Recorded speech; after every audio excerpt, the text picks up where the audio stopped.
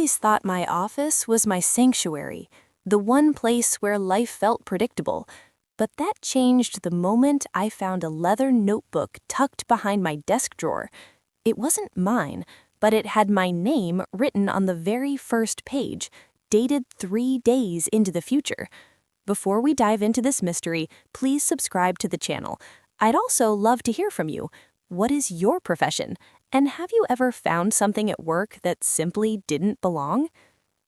The fluorescent lights of the accounting firm always hummed at a frequency that felt like home. For 15 years, I, Sarah Miller, had occupied the same cubicle on the 4th floor. I knew every squeak of my chair and every scratch on the mahogany veneer desk. But on a Tuesday afternoon that felt entirely ordinary, my stapler rolled off the back edge of the desk. As I crawled underneath to retrieve it, my hand brushed against something cold and smooth. It was a notebook, wedged between the drawer track and the side panel. It was high-quality black moleskin, the kind of thing an executive might carry. When I pulled it out, I expected to see a colleague's name. Instead, the cover was blank. My heart did a strange little skip when I opened the first page. In neat, precise cursive, it said, Sarah Miller, Friday, March 27th. Today was only Tuesday, the 24th. I laughed nervously, thinking it was a prank from Jim in IT, but as I flipped the pages, the laughter died in my throat. The notebook wasn't just a diary, it was a detailed log of my life. It described the coffee I had spilled on my blouse at 9 a.m. that morning. It described the exact conversation I'd had with my boss about the quarterly audits. It even mentioned the headache I was currently feeling behind my left eye. The handwriting was beautiful, yet clinical. As I sat back in my chair, the office felt colder. I looked around at my coworkers, Janet, who was humming to her radio, Pete, who was aggressively typing. Did one of them put this here? I checked the entry for the following day, Wednesday. It read, Sarah will receive a phone call at 10:15 a.m. from a number she doesn't recognize. She shouldn't answer it. If she does, the cycle breaks. My breath hitched. This wasn't just a diary, it was a script. I spent the rest of the afternoon staring at my phone, the black notebook hidden under a stack of tax returns. Every time someone walked past my desk, I jumped. I felt like an actor who had forgotten her lines, clutching a script that knew me better than I knew myself. When I left the office that night, I didn't leave the notebook. I tucked it deep into my bag, feeling its weight like a lead brick. The next morning, Wednesday, I arrived at the office early. I sat at my desk, the notebook open to the entry for today. 10:15 a.m. was approaching. I tried to focus on the spreadsheets, but the numbers blurred. At exactly 10:15, my desk phone began to ring. The caller ID showed a string of zeros. My hand hovered over the receiver. The notebook said, she shouldn't answer it. I let it ring. Once. Twice. On the 4th ring, it stopped. The silence that followed was deafening. I looked down at the notebook. Beneath the warning, a new line of text seemed to shimmer into existence. Good. The deviation was avoided. At lunch, she must go to the deli on 5th, not the usual cafe. I had gone to the Green Bean every Wednesday for 5 years. It was a ritual, but the fear of what might happen if I broke the cycle was stronger than my craving for their chicken salad. I walked to the deli on 5th. As I waited in line, a man in a gray suit stood behind me. He looked perfectly average, the kind of person you'd forget the moment he left your sight. He leaned in and whispered, The past is a fixed point, Sarah, but the future is a liquid. Keep reading. Before I could turn around, he was gone, weaving through the lunch crowd. I didn't even buy a sandwich. I ran back to the office, my heart hammering against my ribs. Back at my desk, I turned to Thursday's entry. It was shorter, more cryptic. Thursday, the maintenance man will come to fix the vent. Give him the blue folder. Do not ask what is inside. I didn't have a blue folder. I searched my desk, my drawers, my filing cabinet. Nothing. I felt like I was losing my mind.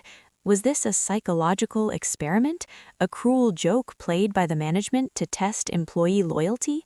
I spent the evening at home, pacing my living room, the notebook sitting on my coffee table like a ticking bomb. I looked at the entries for Friday, the day the notebook was supposedly started. The pages were blank from Friday afternoon onwards. It ended with a single sentence: 4 p.m., the roof, bring the notebook. Thursday arrived with a heavy gray sky. I sat in my cubicle, waiting. At 2 p.m., a man in blue coveralls appeared, carrying a ladder. "Maintenance," he muttered, pointing to the ceiling vent above my desk. I nodded, unable to speak. As he set up, I noticed a blue folder sitting right on top of my inbox. I swear it hadn't been there a minute ago. It was thin, containing only a few sheets of paper. My fingers itched to open it, to see what secrets I was supposedly hand-delivering. But the notebook's warning echoed in my mind: do not ask what is inside. When the man climbed down, I handed it to him. He didn't say thank you. He just tucked it under his arm and walked toward the service elevator. I followed him at a distance, my pulse racing. He didn't go to the basement or the maintenance closet. He went to the executive wing, the floor where the partners worked behind frosted glass doors. I watched him enter the CEO's private office without knocking. 5 minutes later, he walked out, but he didn't have the folder. He looked directly at me, gave a small, knowing nod, and vanished into the stairwell. I went back to my desk and opened the notebook again. A new entry had appeared under Thursday. "The exchange is complete. They think you are one of them now. Sleep well, Sarah. Tomorrow is the beginning." I didn't sleep at all. Who were they, and why was I being recruited into a game I didn't understand? I began to look back through the earlier pages, the ones I had skimmed. I noticed small details about my coworkers that I had never realized were true. It mentioned Pete's gambling debt and Janet's secret daughter. The notebook knew everyone's secrets, not just mine. It was a ledger of the entire office's hidden lives. I realized then that I wasn't just being watched. I was being trained to see. Friday morning felt like the end of the world. The office was quiet, the usual chatter replaced by a tense, heavy atmosphere. I reached into my bag to grab the notebook, but it was gone. I panicked, dumping the contents of my purse onto the desk. It wasn't there. I checked my car, the break room, the restroom. It had vanished just as mysteriously as it had appeared. Without the script, I felt naked. I didn't know what to do or where to go. I sat at my desk, paralyzed, watching the clock tick toward 4 p.m. At 3:45 p.m., I noticed something strange. My coworkers were all standing up at the same time. No one spoke. They just began to walk toward the elevators in a synchronized line. It was like a trance. I followed them, my legs feeling like lead. We didn't go to the lobby. We went up, to the roof. The cold March air whipped my hair across my face as I stepped onto the gravel surface of the building's top floor. My entire department was there, standing in a circle. In the center stood the man in the gray suit from the deli. He held the black notebook in his hand. "Welcome, Sarah," he said, his voice carrying over the wind. "You followed the instructions perfectly. Most people let the phone ring. Most people peek inside the folder. But you have the discipline we require." He handed the notebook back to me. "Open it to the last page." I hesitated, my hands trembling. I turned to the final entry, dated 4 p.m. Friday. It didn't say the roof. It said, "Sarah Miller accepts the promotion." I looked up at him, confused. "Promotion? I'm an accountant. What is this?" The man smiled, but it didn't reach his eyes. "You aren't an accountant anymore, Sarah. You haven't been for a long time. Tell me, do you remember your husband? Do you remember your home in the suburbs?"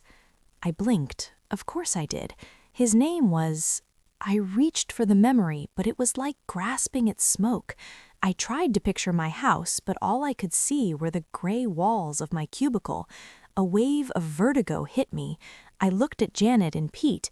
They weren't looking at me. They were looking through me. "This office isn't a business," the man continued. "It's a simulation designed to process data too complex for machines. We need human intuition, but we need it stripped of the distractions of a real life. The notebook was your final test. It wasn't a record of your future, it was the manual for your new identity." I looked down at my hands. They were trembling, but they looked different.